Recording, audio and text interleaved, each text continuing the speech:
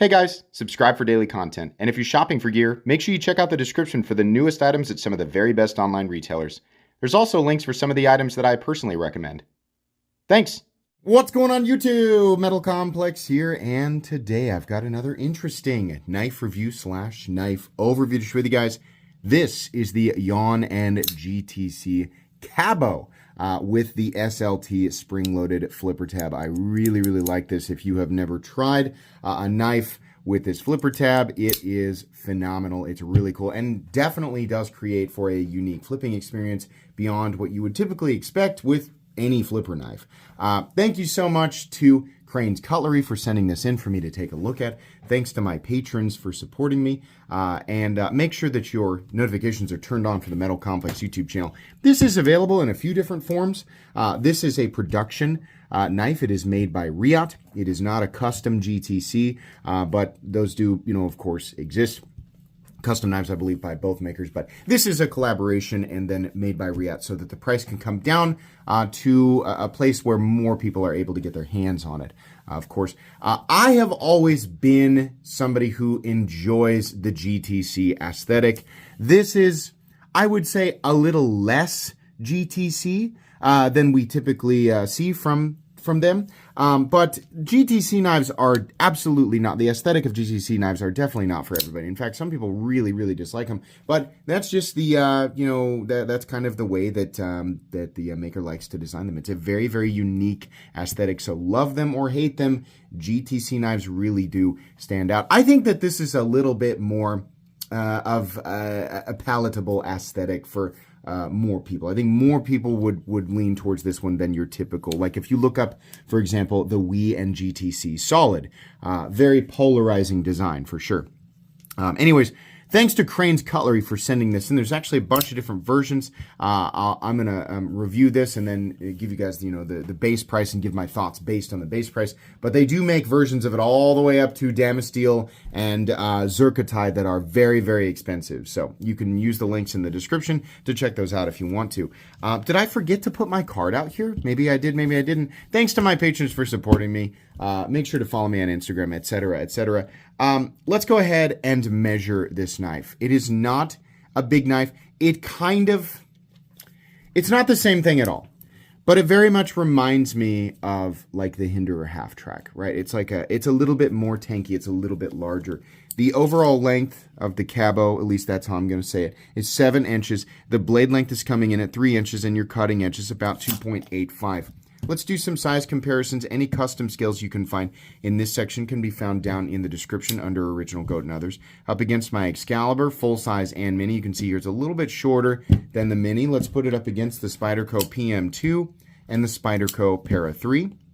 A little shorter than the Spyderco Para 3. And then finally we'll put it up against the Benchmade Griptilian, or in this case the Ritter Hogue and the Hogue Deca. How is the action? My goodness, is it great. Not just because it's, running on bearings and it's a Riot. Like, they did a good job with it. What makes it special is the SLT flipper tab. It's awesome. This is, to my knowledge, is something that's created by, is it Gus of GTC? I know if I messed that up, I'm so sorry.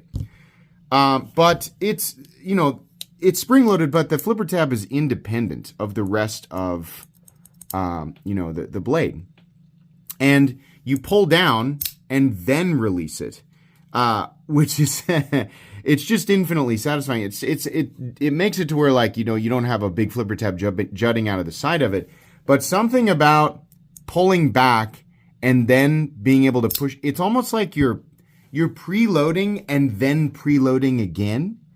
As Jim Skelton used to say, when you preload a flipper tab, you sort of build up the force at the appropriate angle to get the detent bolt to release the way that it's supposed to.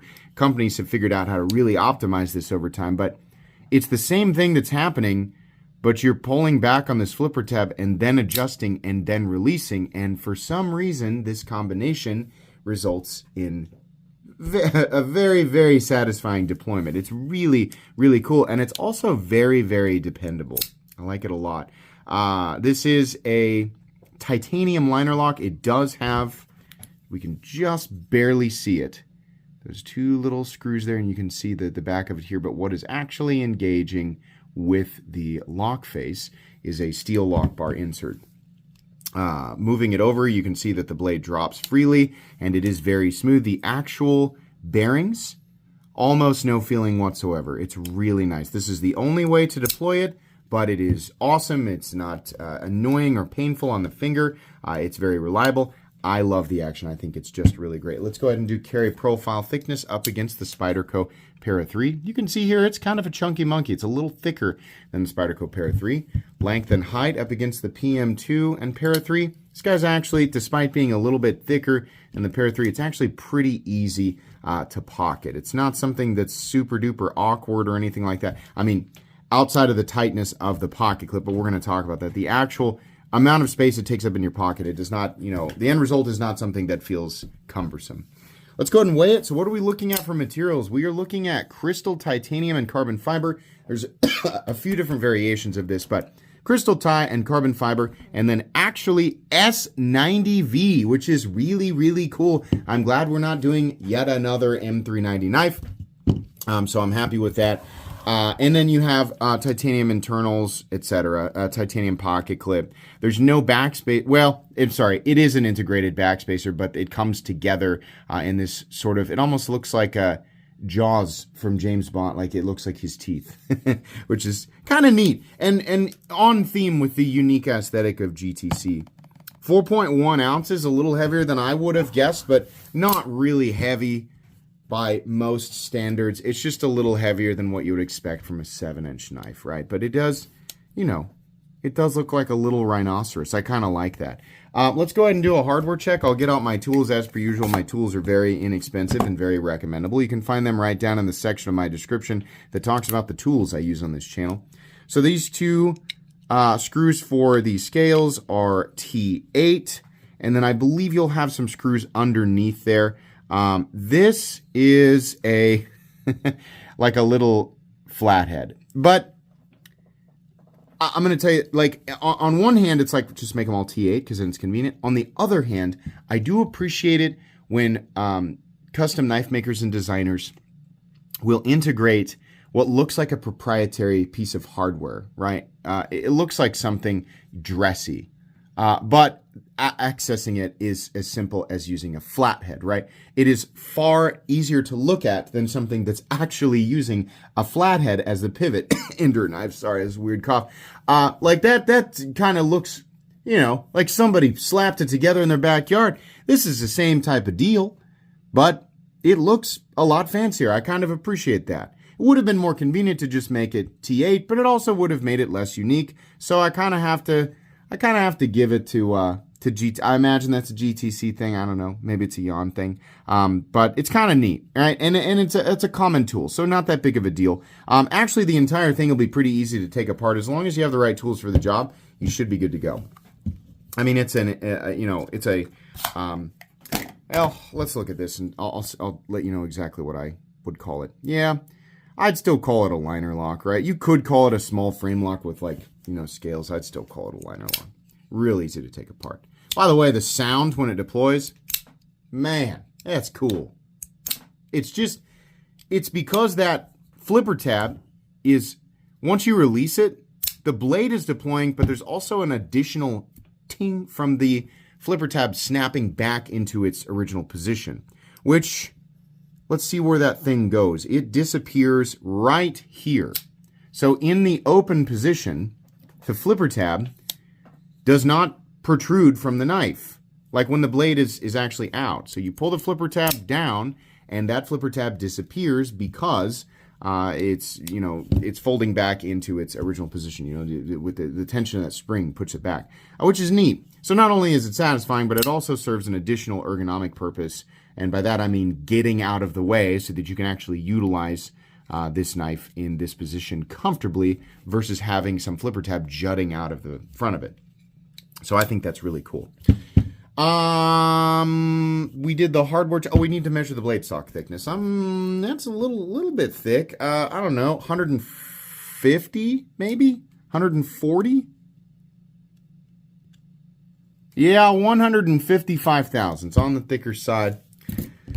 Let's go ahead and talk about the meat and potatoes here. So this is actually a pretty darn comfortable knife. There's not really any, like right here, the carbon fiber around the lanyard hole and the back of the titanium around this is a little bit sharp, but that's not really an area that I feel like I'm going to naturally be interacting with all the time.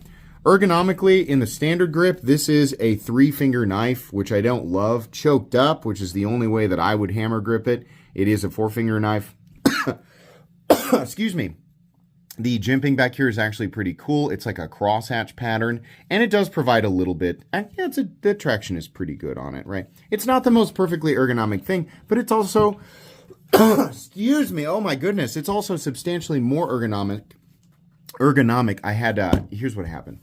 Sometimes, like mid-morning, I'll have a snack, and today I chose peanuts. And at the bottom, this was the bottom of the thing. So I dumped it out of my hand, and you get all that dust and crap with it, that peanut dust. And I tried to, you know, like kind of shake it out in the trash can and just end up with a handful of peanuts. And I inhaled a bunch of that dust, and it's been bothering me the whole time. I know it's you guys have heard this story before because I keep making the same mistake with peanuts. My fault. But that's I'm not dying. It's peanut dust. Anyways, what were we talking about? We were talking about ergonomics. Ergonomics are pretty good. The pocket clip is a little narrow, and it gets a little like they probably should have knocked the tip of that down just a little bit more. Really, none of this is too much of an issue. Oh yeah, the connection right here looks cool, and it does provide a fairly meaningful traction. Really, the biggest issue here is the stiffness of the pocket clip. It's just very, very stiff. It's not impossible to get in and out of your pocket. It's just really stiff. You know, I wish it wasn't so stiff, but it is. The blade is super cool, and it is I mean, you know, if you like kind of weird compound blades, and you might be thinking, what is the purpose of that? Why would they do that? It must have a purpose, and I don't understand. It doesn't make any sense. You're right. There's not really, I mean, when you do a compound blade like this and it's thick on the initial edge and it's thinner out here, I don't know. You know, I'm sure that somebody could create a roll for this where it would serve mildly well, but realistically, there's no reason to do mental hurdles. There's no reason to, take the position of every single blade shape absolutely must have a roll, or it should not be designed that way. I mean, to those people, it's like, I mean, you're wasting your breath. Like, you're completely, like, not only do they exist, they're going to continue to exist. It's just factually true. They're going to, right? We don't have to create a role for this. I mean, I'm sure that somebody could. I'm sure that there's some purpose that this might serve specifically. In reality, I think that, especially the designer for GTC, just kind of likes the striking aesthetic of all of the different angles. The flat, this angle, and then this angle's all the way up here. And it's just kind of, they're not the only ones to ever do it, but that GTC look, it's very GTC centric. So this is on theme for GTC. And, for buyers who are much more comfortable, or maybe exclusively around the $50 territory, $100 territory, you're not really buying stuff in this territory. Stuff like this is fairly common. Once you get into the multi-$100 territory, yes, there's still plenty of, tool elements. You have many designers and makers who are creating things that are very specifically straight up tools that are just a lot more expensive because of the way that they're made and what they're made out of and where they're made. But this is where we start to see other types of things. We start to see more embellishment implemented. We see, grinds and crazy things that don't really make sense, right? We're past the main story, so to speak, and we're into side quest territory. Not everything here is utility-centric. Utility is still part of the overall package, but we see more or less craziness and embellishment and stuff that just goes beyond that because the actual buyers in this territory are looking for things like that. And all infinite number of variables and different types of weird embellishment, right? The idea of why would they do that? It goes, it makes the thing less convenient. It makes the thing less utilitarian. It's because the designer and the buying audience are not nearly as concerned with optimized utility at this price point in this specific genre at this price point, right? If you are specifically looking for, I want to spend, $200, $300, $400, but I want the thing to be much more utility oriented, well, that exists. In fact, it is in such abundance that there's simply no reason to complain that stuff like this exists, right? There's a seat for every butt and a butt for every seat, so to speak. So yeah, that's just, it is what it is. It really is that simple. It's just because it looks cool. Like that's, and then maybe there is some sort of role that somebody can figure out that it does exceptionally well. But it's on theme for GTC, and I like it. We have the Jan logo here. We have GTC and S90V on the other side. Nice satin finish. Honestly, looks pretty darn good. I personally like a tumbled finish, but when you're talking GTC lines and all of these different bevels and things, I don't know. I think the satin finish with the grind lines actually looks pretty good. I'm a big fan of crystal titanium. Some people aren't. I think it's cool. It is a little bit more expensive in terms of the process to make it, so it does add to the price.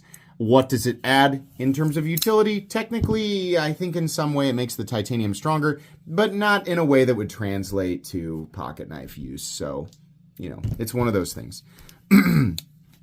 Carbon fiber looks nice. Very, very high quality carbon fiber. Lanyard hole, I don't care about that. Would be nice if they had a mounting position for lefties, but they don't. Your stop pin, where is that thing located? Is it internal? Yes, it is. It's attached. It's 2 pegs attached to the blade. We sort of rotate around here and connect with 2 different stop locations internally, so that's cool. Absolutely no blade play, up, down, left to right, no lock stick, no pivot lash, very smooth and consistent in here. Wonderful detent, and it is perfectly centered. Very, very cool. What is the base price of this knife? It is $347. Very much a Riat central or centric, price point here. Does it deserve to be at that price point?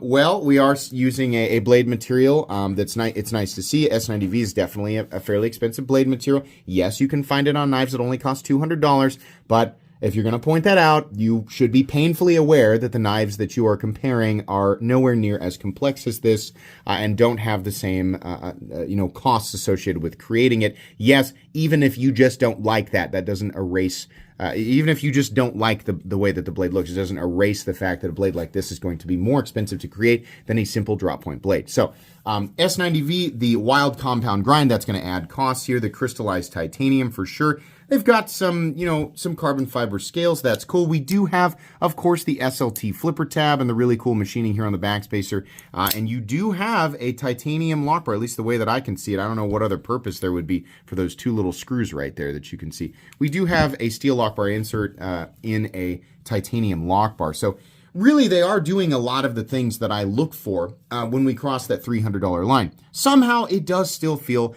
a little bit overpriced. And I'm going to be honest with you, it's really hard for me to point to why. It's just a gut feeling, right? After handling a million bajillion knives and reviewing stuff, sometimes I just get that feeling. And I don't know why. I mean, it might not even be fair. I just want to be honest. It feels like maybe exactly $300 would have felt a little more appropriate. $347. The truth is that we also have to consider there are 3 parties involved here. Not just Riat, but Jan and GTC. So more than likely, that extra money is going to paying, the extra parties. That's realistically what's happening here. So in that sense, maybe it's a little bit more fair. The end result here is this is not a knife that is going to, be recommendable to everybody. This is a very, it's like niche within a niche. You have to really, really appreciate this aesthetic. You have to, be in this price territory, and you have to want something that's kind of like tiny and tanky and gives you the satisfaction of that SLT flipper tab. And for those people, specifically those people, you'll love this. It's really, really cool, right? But this is not the type of knife that I would recommend to the average person. So, cool knife, very specifically made for specific people. Yeah. Gonna have to bite a little extra there for the price tag. That's gonna be it today. Please make sure to follow me on Instagram at metal_complex. If you enjoyed this video, leave a like. If you'd like to check out my other content, I do of course have lots of videos of knives that are either expensive or inexpensive that I do or don't like, so check those out. And if you enjoy all my content, go ahead and click on that Metal Complex logo right there and subscribe because there's definitely more coming. Thanks again for watching, everybody, and have a great day.